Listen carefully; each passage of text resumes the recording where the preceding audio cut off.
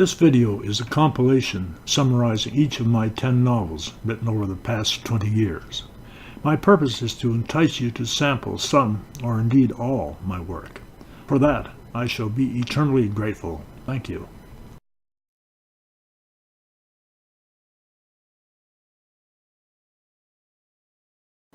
Turmoil, a Paige Harrington mystery. The top and respected First Nations anti-pipeline protester goes missing. A First Nations chief, a friend to pipeliners, also goes missing. Where are they? Have they been murdered? Dexter Bates, a hard-driving pipeliner known for derogatory comments against First Nations meddlers, becomes the leading suspect in the disappearance of both a protester and chief after a potential key witness and competitor are murdered. As Paige and her team begin their search for answers, politicians, lawyers, bankers, and police get involved. Families are threatened. A young man's murder escalates accusations and tensions that intensify the pace of this captivating novel.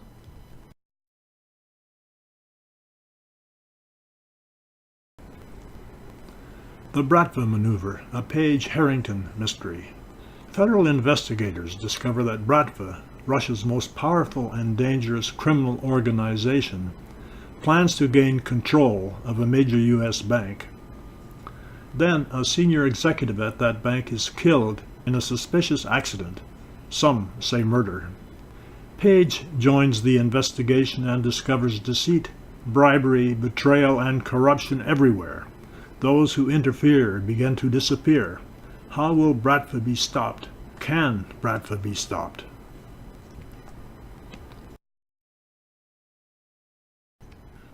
Sex, Lies, Murder, a Paige Harrington mystery.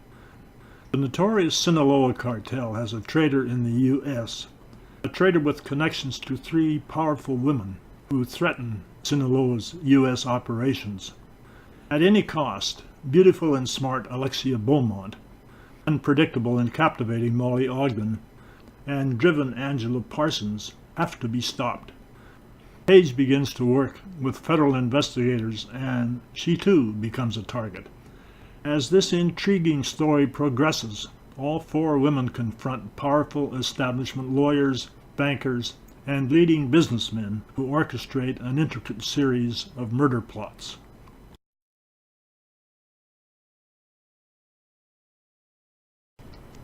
The Molly Factor, a Paige Harrington mystery. October 25, 1975. A hospital staff switches 3 baby girls. 37 years later, 3 outstanding professional women. 1 head of the world's largest private bank, 1 a respected Wall Street lawyer, and the 3rd a senior Washington senator's aide, begin to learn disturbing truths. Paige fights to help these women maneuver around dangerous and powerful political interests who want these women silenced, who will prevent anyone from unleashing the dogs of long-held secrets.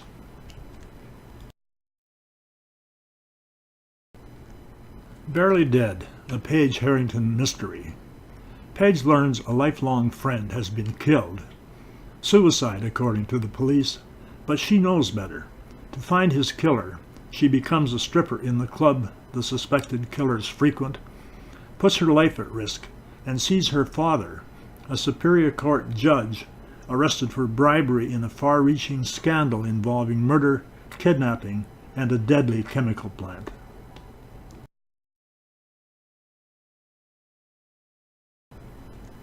The Money Washers, a Paige Harrington mystery. 1 female bank executive with questionable Russian clients is murdered. The 2nd, Paige's best friend, is threatened by Russian operatives. Paige and her friend uncover a worldwide network of money laundering accounts, with a trail of evidence accusing her friend. At every turn, they encounter corrupt and powerful elected officials and law enforcement. They can trust no one in their race to survive. The Praetorian File, a Paige Harrington mystery. Paige finally landed a coveted interview with Jenny Ross, a reclusive young genius who created thinking robots. The day before their interview, Jenny Ross is murdered.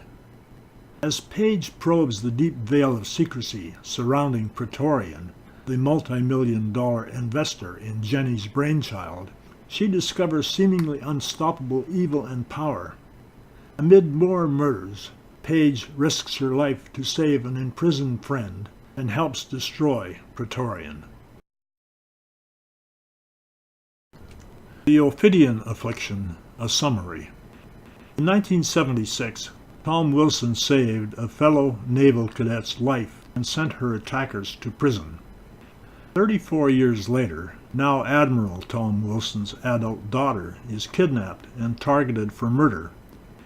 Wilson discovers a hugely rich, powerful, and murderous organization known as Ophidian, controlled by the same people he had sent to prison in 1976 as his daughter.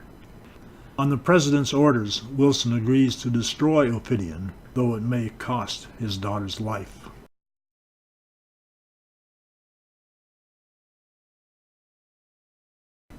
Death Spirits, a summary. At first, Kate Flanagan didn't know what forces drove her to lobby for the case of a murdered young and popular school teacher named Zoe Brown, but she soon discovers she got more than bargained for when Zoe's spirit enters her body and won't leave until her killer is found. In this intricately woven story, Kate's partner mysteriously disappears, other victims are discovered, and the killer lures Kate into a death trap. The Gin Ride, a summary.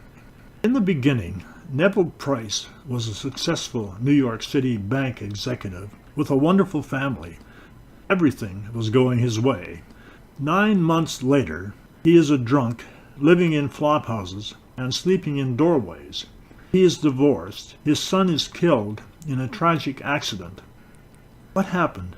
How did he sink so low? This is that story. This is the Gin Ride.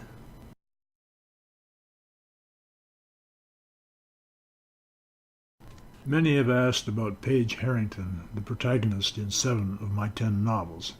Who is she? What does she look like? For this, you will have to use your imagination. She is you, she is me.